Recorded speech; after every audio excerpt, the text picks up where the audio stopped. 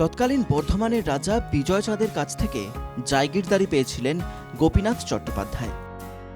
গোপীনাথ চট্টোপাধ্যায়ের জ্যেষ্ঠ সন্তান ছিলেন দুর্গাচরণ।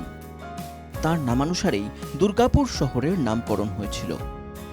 সেই দুর্গাচরণ চট্টোপাধ্যায়ের বাড়ির দুর্গাপুজো ৩০০ বছরে পা দিতে চলেছে এবার।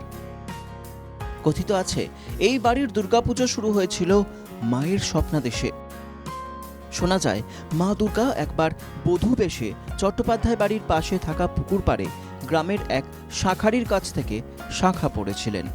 এরপর শাঁখারিকে বলেন ওই বাড়ি থেকে শাঁখার মূল্য নিয়ে নিতে, টাকা বাড়ির কুলুঙ্গিতে আছে। শাঁখারি বাড়িতে গিয়ে এই ঘটনা বললে পরিবারের সদস্যরা দেখেন বাড়ির কুলুঙ্গিতে সত্যিই টাকা রয়েছে।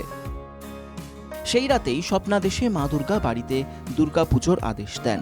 সেই থেকেই চলে আসছে এই দুর্গাপুজো। শোনা যায় যে ওইদিকে শাঁখারি যাচ্ছিল, গিয়ে ওই শাঁখা পড়তে চায়, পরে যে পয়সা কলঙ্গায় রাখা আছে, এরকম একটা আমরা শুনে এসেছি আর কি বড়দের কাছ থেকে। এখন মোটামুটি আমাদের সবাই বাইরে থেকে আসে, পুজো 4 দিন খুব আনন্দও হয়। এখন এই 1 মেটে হয়ে গেছে, 2 মেটে হবে, তারপরে হয়ে কাজকর্ম এবারে শুরু হবে আর কি।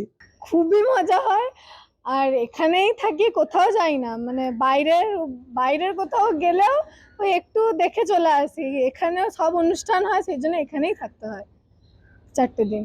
চলছে এই পুজো 300 বছরের পুরনো পুজো।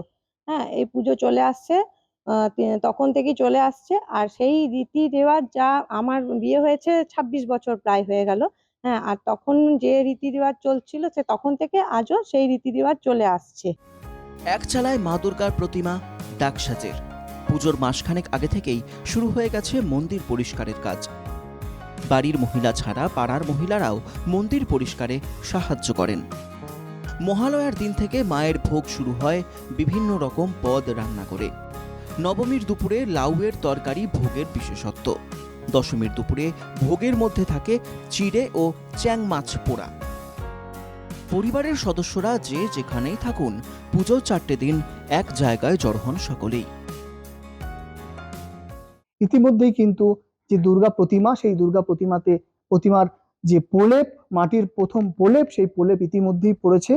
এবং তারা যেটা জানাচ্ছেন যে 300 বছর ধরে যেভাবে তার পূর্বপুরুষরা যেভাবে কাটিয়ে এসেছেন, সেইভাবেই কিন্তু তারা এই পুজো প্রত্যেক বছরের মতো এবছরও পালন করছেন।